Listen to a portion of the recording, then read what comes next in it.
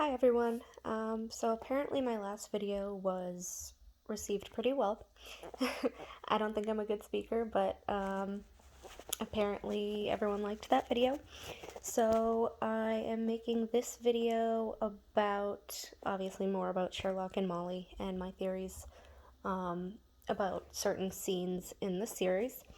So this video is going to be about the love that Sherlock and Molly shares off screen, going by scenes that were on screen. I want to start by um, detailing some more of my thoughts on Irene first, um, which will lead into my main point of this video. Um, so, correcting myself from my last video, we have to sort of wonder about Irene's intellectual capacity, since we did find out that Moriarty was behind her whole ploy. We know that she lusted after Sherlock. We know that it was kind of a game between the two. Whether or not you believe Sherlock actually had a crush on her, that's your belief. Personally, I think he was brilliant enough to see past at least that disguise.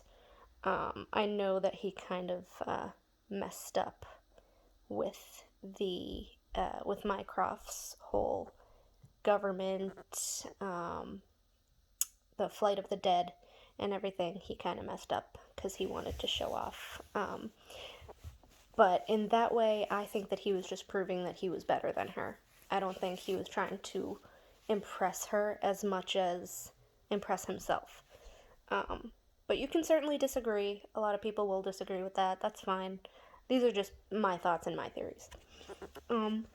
So to begin, about his texts and about how I said in the last video how John was completely ignorant to the fact that Sherlock doesn't love her. That which kind of bothers me, because he completely just ignores Molly in that regard. I don't know whether it's because he feels that um, Sherlock ignores her or treats her wrong, because we got to remember that John is never there to witness the small moments between Sherlock and Molly that we've seen on screen.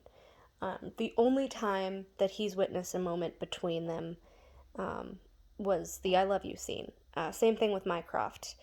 Usually, when we see Sherlock and Molly in a cute little moment, it's just them. There's no audience. There's no other characters around. So they don't have inside info on the intimacy of their relationship, whether it be, romantic, if you think that they're romantic, or even on a friendship level. John's never seen that. So that could equate to some of his ignorance surrounding Molly and how Sherlock feels about her. What he has witnessed, though, was the texts. I believe he said something like 57 of those texts, and he was keeping count because it was so out of character for Sherlock to really care about a woman, even though he was involved in a case that required being involved with Irene. I don't think his text to her, even in The Lying Detective, I don't think that equates to love. As I said before, she's a game to him. She's always been an intellectual chess match, sort of. That's how I describe it to him. I don't believe there's any romantic love there. I think we must eliminate that possibility because she's gay. She tells John as much that she's lesbian. But she is a dominatrix, so I think it was just second nature for her to lust after Sherlock as a game or as part of the ploy, especially when she was actually under Moriarty's command, as we saw, which is why I kind of doubt what I said in the last video, or I must clarify what I said in the last video about her being his intellectual match. It's it's up to personal interpretation, especially with Moriarty thrown in the mix. But that's that. Um, we basically have to decide whether we want to believe she's actually the woman who beat him or if it was Moriarty. You can take of that what you may, because he was pulling the strings, telling her what to do. So we don't really know how smart she is without him. That's just how it happened on screen.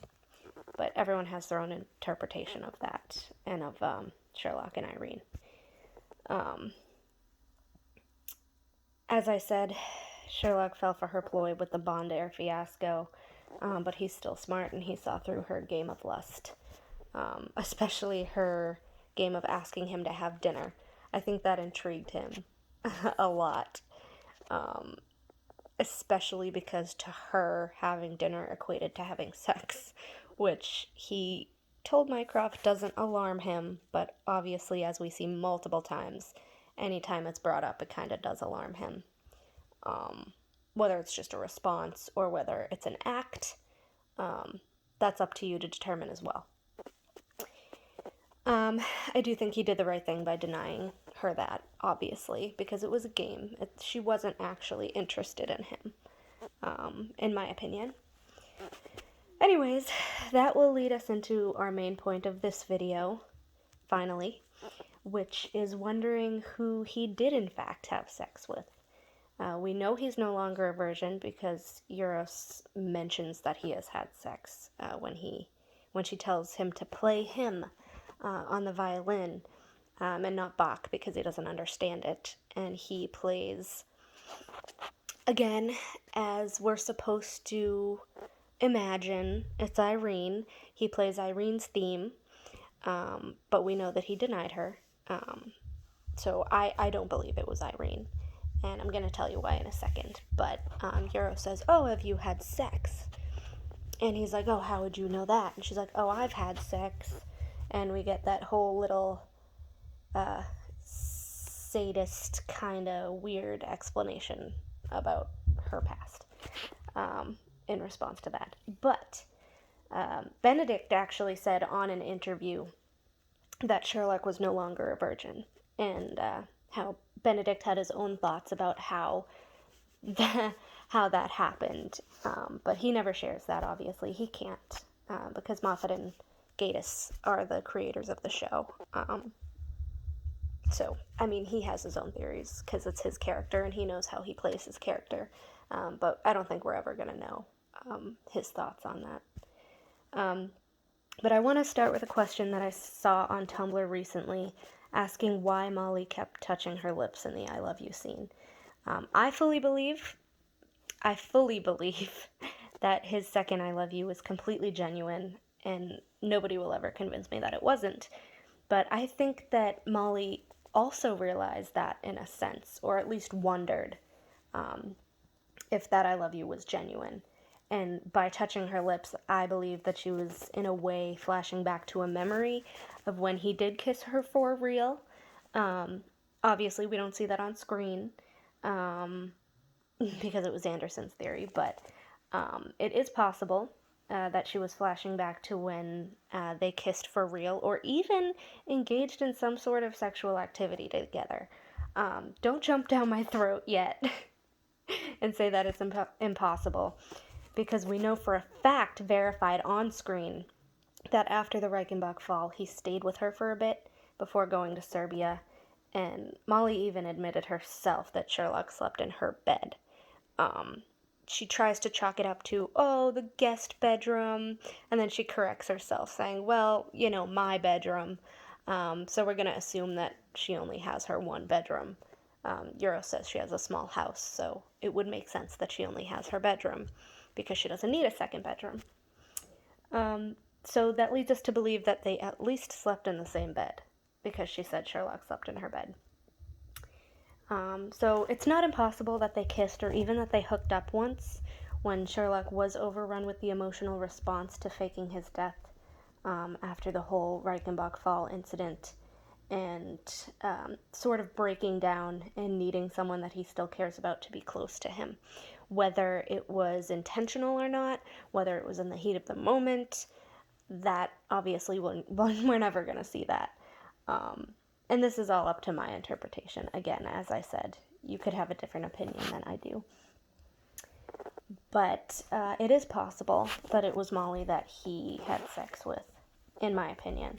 Whether it was truly in a complete capacity or not, if you know what I'm getting at, we're never going to know, but it could have been at any level of sexual capacity. Again, it could have been in the heat of the moment. It could have been because he needed somebody and she was there. It could have been because he knows she's always there for him because she saved his life. It could have been any of these reasons.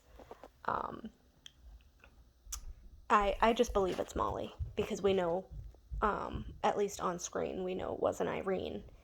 And we know that Moffat wants everyone to believe it was Irene, which makes me think even more that it was Molly and not Irene. Especially because Moffat throws in the fact that John jokes about it with Sherlock, how, oh, it's Irene, she texted you, oh, with the coffin, Irene, and he goes, don't be ridiculous, like, come on, John, like, don't be ridiculous, I don't love Irene. And then he obviously tells him his deduction about the coffin. But back to Molly touching her lips, I do think that that was her flashback to when they actually engaged in something physical, whether it be just kissing or whether it was more than that. We're never going to know. I think it was Molly that he had sex with. I'm always going to think that, obviously, because I ship them. But you can believe what you like. This video is basically just to give my thoughts on the matter.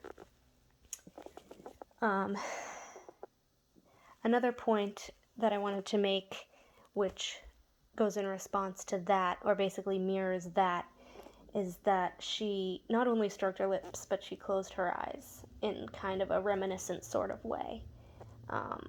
Which leads me to believe that is an old memory of a time that they kind of got lost in each other after the Reichenbach fall, or at the very least, again, that he kissed her. We know Anderson's theory about their kiss, the whole window smash and the hair ruffle. It was very cinematic and very dramatic, and not how things actually came to pass. But Sherlock at least kissed her off screen, physically, on the lips. I think all of this kind of proves that. Whether he believed it was a thank you of sorts, or whether it was just the emotional baggage of the situation he had gone through with Moriarty on the roof. We've seen Sherlock in emotionally susceptible situations before, and how sort of crazed and how unsure of himself he can get, and how he kind of acts in a way that he kind of puts his mind at bay and kind of uses his emotions to guide him when he's freaking out that much. So I don't think it is impossible that they could have had something at least once after that situation. My theory for this is further amped up by the fact that he knows that she still loves him, and tells her in the empty hearse that not everyone she falls for can be a sociopath. She responds to this by saying, oh, it's just my type. Going by Sherlock's face as he walks out the door, I believe he heard that, and he's just not responding to it due to what happened between them after the Reichenbach fall. Because they both know that he's not actually a sociopath, obviously. But I think her responses in those two scenes, the I love you scene and in the scene in the empty hearse, they completely mirror each other. And speaks to the fact that he kissed her for real at some point off screen, if not more, in a sexual capacity. And that she's running through all the times that he's been intimate with her, not even in a physical way, but the private moments, as I said, that they shared on screen or even off screen, because they never had an audience of the characters on screen. They only had us for an audience. It was just between them.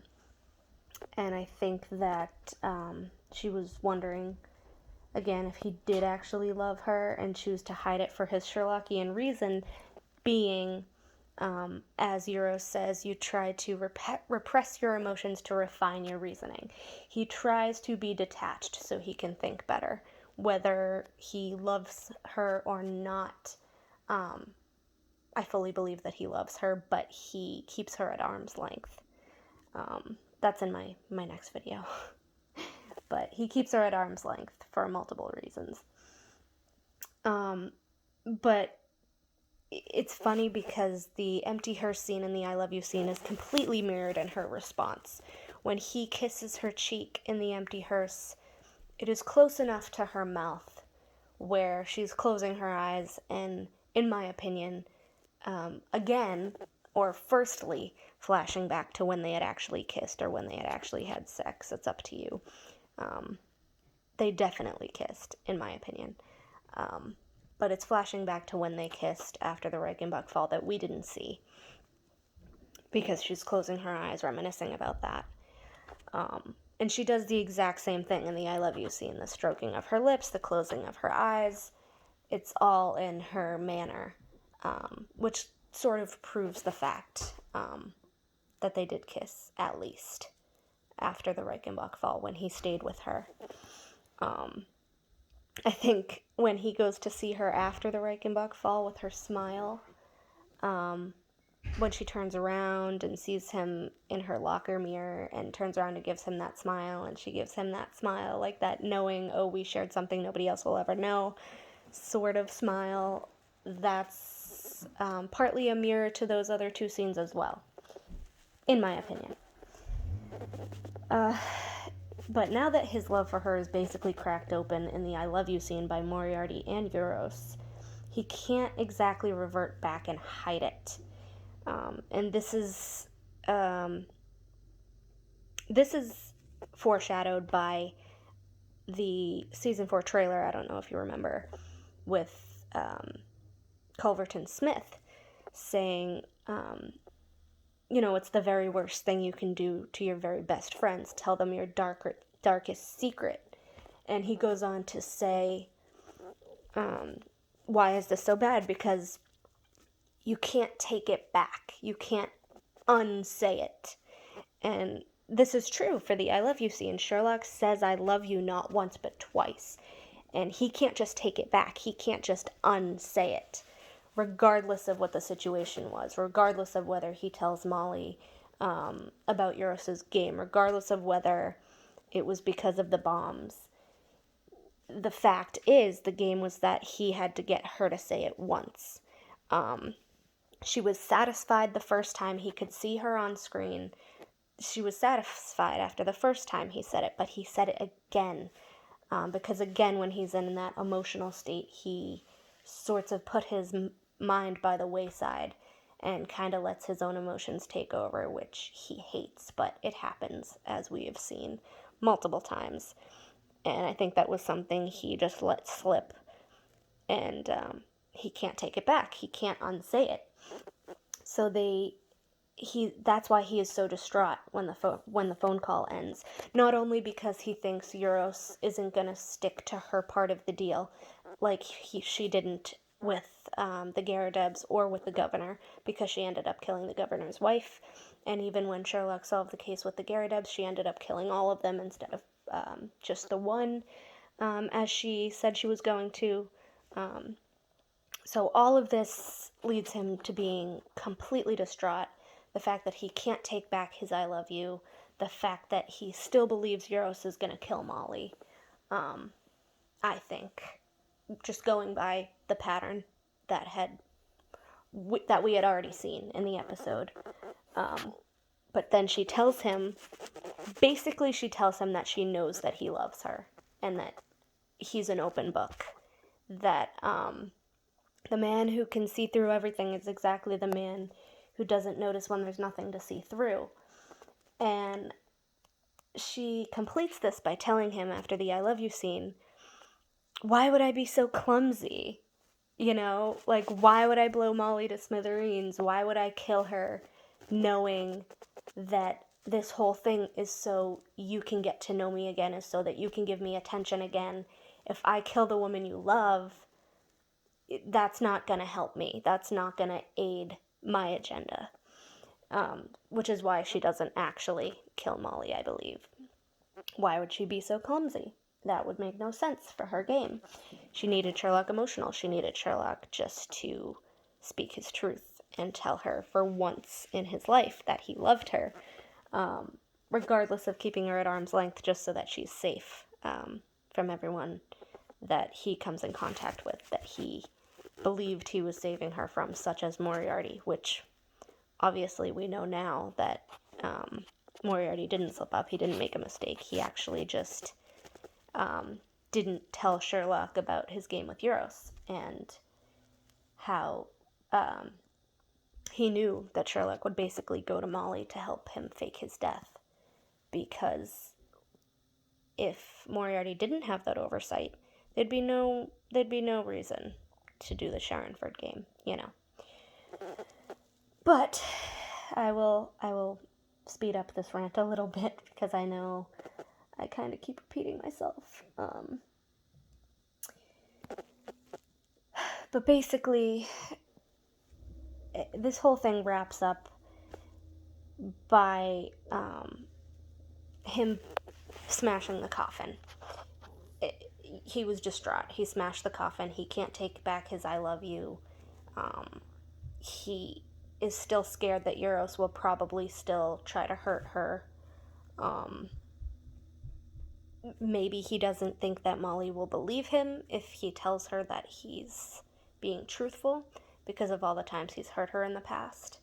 But the one thing he doesn't take into account, which makes me happy every time, because even he kind of underestimates her.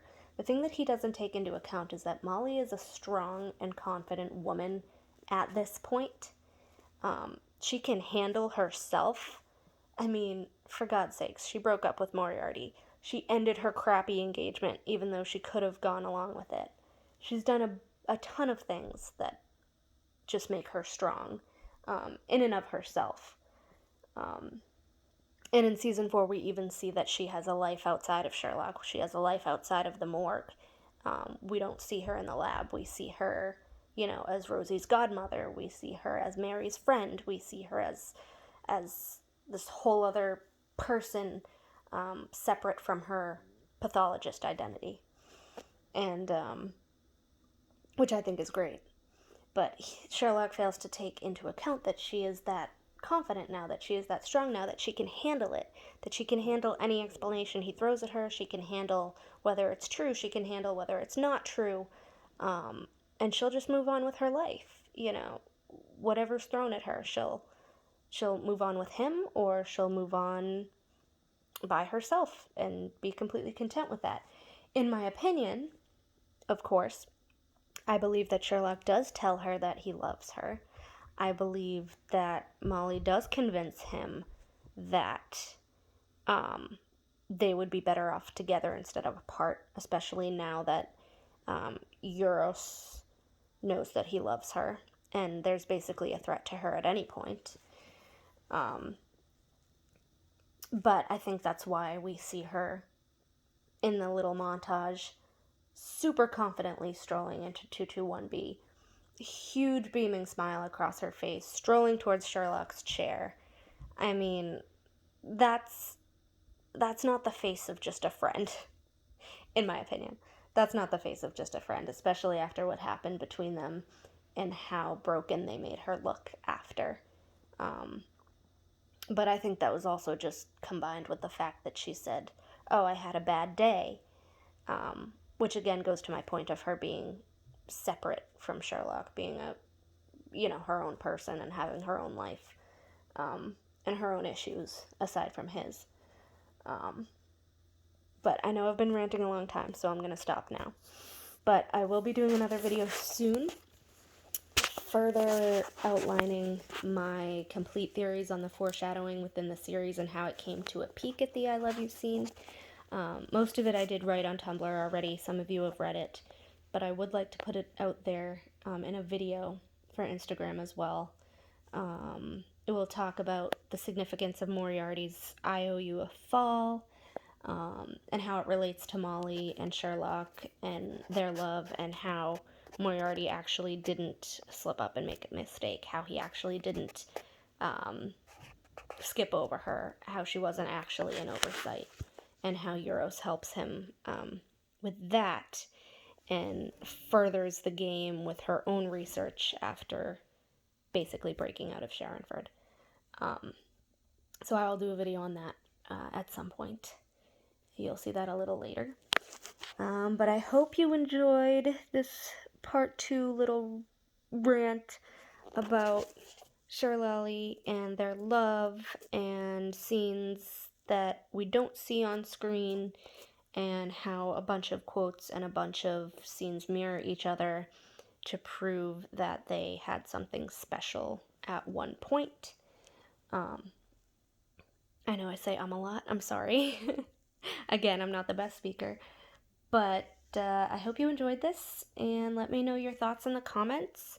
Let me know if you have the same opinion as me, if you disagree with me. Let me know if you think I messed up a detail or missed a detail or anything. You can comment below and let me know what you thought of this video. So thank you very much for listening again, if you have listened all the way through, and have a great day. Thanks again. Bye.